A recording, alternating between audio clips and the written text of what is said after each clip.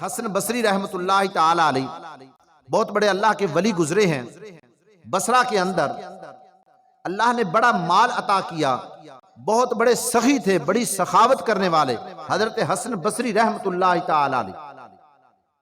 ایک دن بازار میں جا رہے ہیں اور آواز لگا رہے ہیں، لوگوں جس کو مکان کی ضرورت ہو میں اس کو مکان بنوا کر کے دے دیتا ہوں.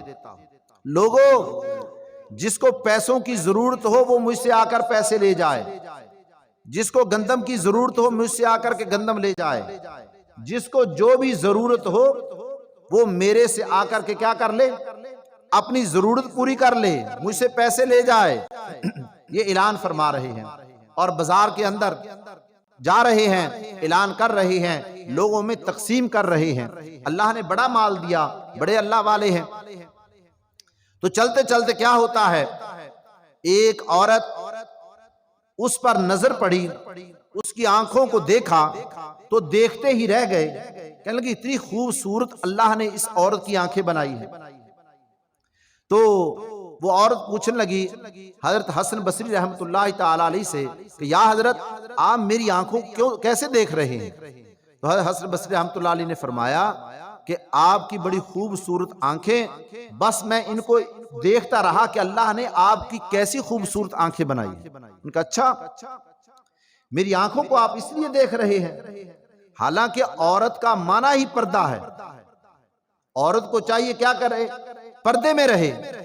اس کے دل میں بڑا اثر ہوا کہ یہ تو بڑی پریشانی کا مسئلہ ہے، اللہ کی عدالت میں کل قیامت والے دن اللہ کو کیا جواب دوں، میں اللہ کو کیا جواب دوں گی. تو کہنے لگی حضرت حسن بصری رحمۃ اللہ علیہ سے کہ حضرت جی آپ تھوڑی دیر یہاں ٹھہریں اور میرا انتظار کریں. ان کا ٹھیک ہے. حضرت حسن بصری رحمۃ اللہ علیہ وہاں ٹھہر گئے. تو وہ عورت گھر گئی، گھر جا کر اس نے اپنی باندی کو بلایا اور چھری منگوائی، اپنی دونوں آنکھیں نکال کر ایک پلیٹ کے اندر رکھ دی، اس کے اوپر ایک اور پلیٹ دے کر اپنی باندی سے کہا کہ یہ میری آنکھیں لے جاؤ. حضرت حسن بصری رحمۃ اللہ علیہ بار موجود ہیں، ان کو جا کر کے دے دینا. وہ گئی ان کی باندی، اس نے جا کر کے حسن بصری رحمۃ اللہ علیہ کو وہ پلیٹ پکڑا دی کہ اس میں دونوں آنکھیں اس عورت کی، یہ آپ لے لیں. تو جب حسن بصری رحمۃ اللہ علیہ نے یہ دیکھا یہ کیا معاملہ ہوا، بڑے پریشان گھر جاتے ہیں، وضو کرتے ہیں، اللہ کے سامنے جو ہے نفل ادا کرنے شروع کر دیتے ہیں، اللہ سے توبہ کرنی شروع کر دیتے ہیں، اللہ سے معافی مانگنی شروع کر دیتے ہیں. رو رہے ہیں زار و قطار، یا اللہ میرے سے ایسا بڑا جرم ہو گیا، میرے سے اتنی بڑی غلطی ہو گئی. سارا دن روتے رہے، رات روتے رہے، اللہ کے سامنے روتے رہے. جب 2 دن گزر گئے، بوجھ کوئی ہلکا ہوا تو کہتے چلو جا کر کے اس عورت سے معافی مانگ کے آتا ہوں، عورت سے معافی مانگ کے آتا ہوں کہ مجھ سے اتنی بڑی غلطی ہو گئی، مجھ سے اتنا بڑا جرم ہو گیا. لیکن اللہ پاک فرماتے جو بندہ اللہ سے معافی مانگتا ہے نا، اللہ اس کے گناہوں کو کیا کر دیتے ہیں، معاف فرما دیتے ہیں.